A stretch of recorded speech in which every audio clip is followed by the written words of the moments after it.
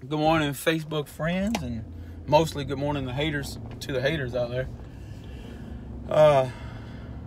This video is directly towards my car. If you don't want to hear anything about my little Mustang and the piece of shit that it is, you can click on another video now. So I want to start off by saying I've been silent for a couple weeks. You guys, I haven't posted any videos about my car running at the track. There really hasn't been anything to see. I'm fighting issues. I'm fighting the demons with the car. It's becoming frustrating, and a lot of people don't know this, but it's really starting to irritate the hell out of me. With my car, man, it's like this. I built everything on or in my car. I fabbed up all the stuff with exhaust, turbo, hot side, all that stuff in my little shop. I mean, there's nothing special about none of it. Anybody can build it. I duplicated the build myself. I followed another guy on YouTube and kind of done the same thing he done. So it's nothing special about my car whatsoever. The engine, I want to tell everybody, it is a 5.3, and I am going to put a 6-liter in it, but right now it is a 5.3. But the engine is complete. It's a stock block. Everybody uses stock block. This is a stock block car, but it's a stock short block car. I have stock internals. I have stock head, stock intake.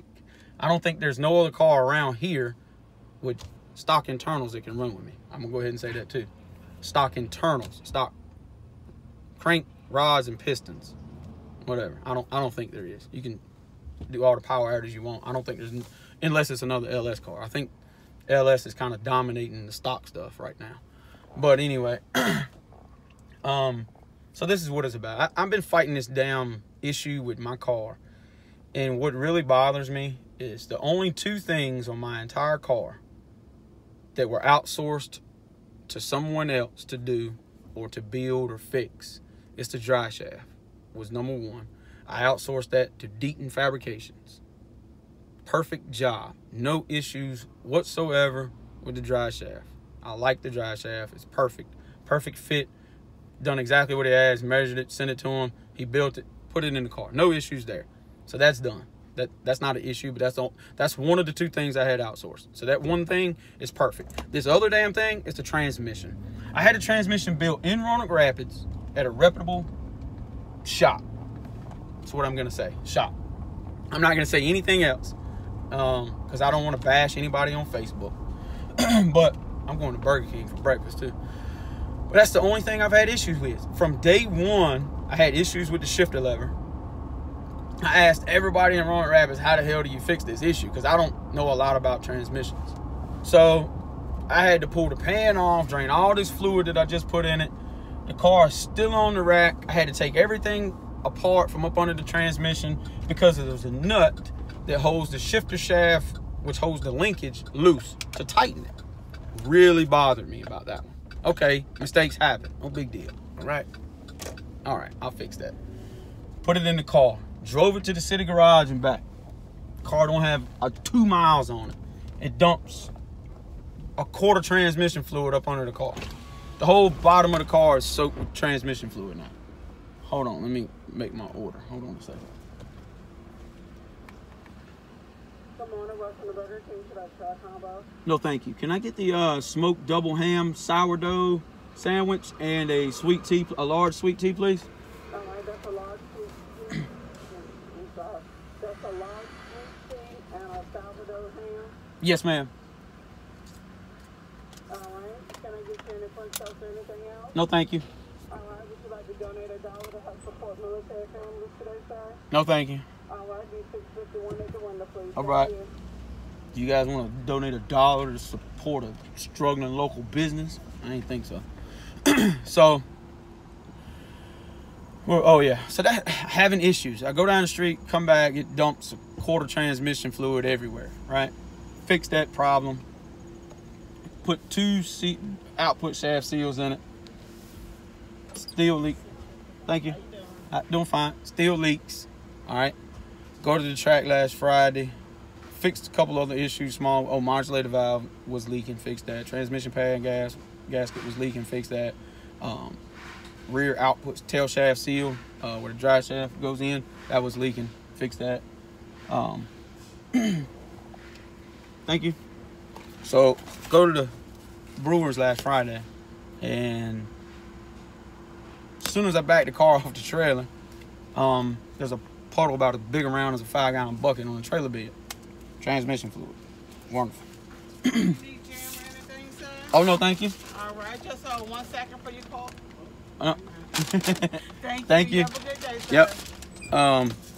So there's a puddle on the transmission bed. I mean, damn. Trailer bed that big. Check transmission fluid, kind of low. So, of course, I go find a quart of transmission fluid at the drag strip, which is almost impossible. Everybody's got engine oil. Hardly anybody has transmission fluid. So I put a quart of transmission fluid in it. Get it right above the full mark.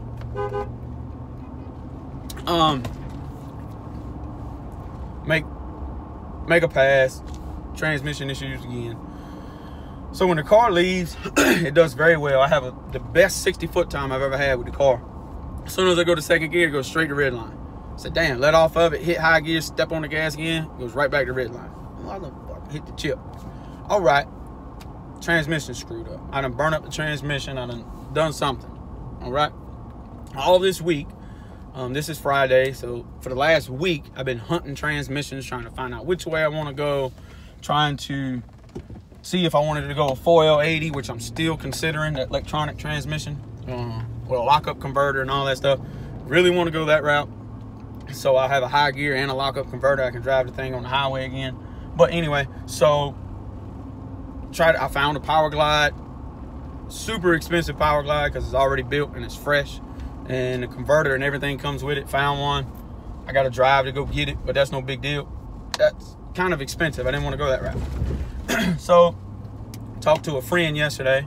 He said to pull the transmission pan and find out kind of stuff that's in the pan as far as contaminants and trash and so on and so forth.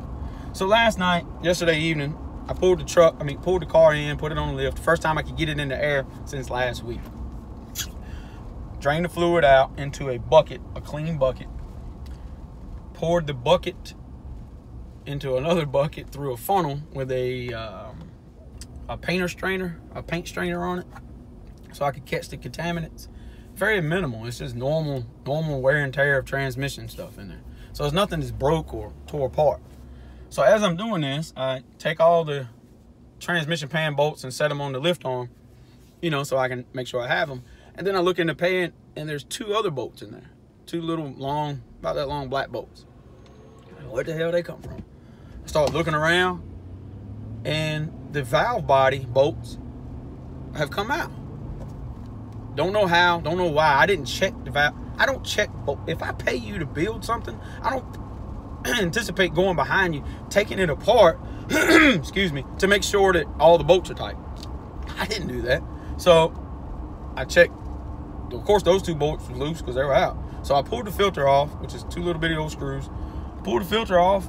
Damn near every bolt on the transmission pan gasket, on the transmission valve body was loose. To the point to where I could actually turn them 2 or 3 times to get them to snug before even putting a tool on them to tighten them.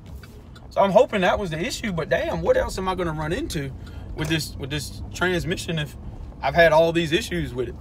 So that was my issue last week. That's why I'm not jumping out there and racing anybody, or, right now, because I'm trying to fix these other issues that I'm having. I'm fighting these demons with this car. And I am about 100%, not about, I am 100% certain this transmission is coming out. If it holds together today when I go test it a little bit in the streets, if it don't slip, or it seems like everything's golden with it, I might go to Brewers tonight and see if I can make a pass with it. Then again, I don't know. I might just say screw it and pull it out. I haven't made my mind up yet. The car's on the lift right now with the pan tore off of it. I haven't made up my mind what I'm going to do. I'm going to talk to my dad today when he gets to the shop, see what his opinion on all this stuff is. And I'm probably going to change transmissions soon. So I might not go to the track this week, might go next week. But I just wanted to give you guys like a little 10-minute Friday update of what's going on with me in the car and why you haven't seen videos from me. There's been nothing to see really. But I changed the combination a little bit. I blowed up my 4.8 that was in the car, for all you people that didn't know that, and I put a 5.3 in it. It is a 5.3 right now. I am putting a 6-liter in it. but at the current moment, it's a 5.3. I relocated the turbo, changed a couple small things that I always had issue with, always have had issues with, changed those. But the car is super responsive now, spools super quick, fixed that. Now I'm having transmission issues again. So stay tuned, appreciate it. To all the haters, I love you. Keep hating, you know, it just motivates me even more. And I don't mind the drama, just to throw that out there. I don't mind you guys talking crap on Facebook, because the way I look at it is drama creates attention. Attention creates foot traffic. Foot traffic creates money. So to me, I'm green all the way across the board. I don't care. I love it. Thank you guys. I just thought it would be better to tell you in a video versus me typing a 9-page letter on Facebook. Thank you. See you guys.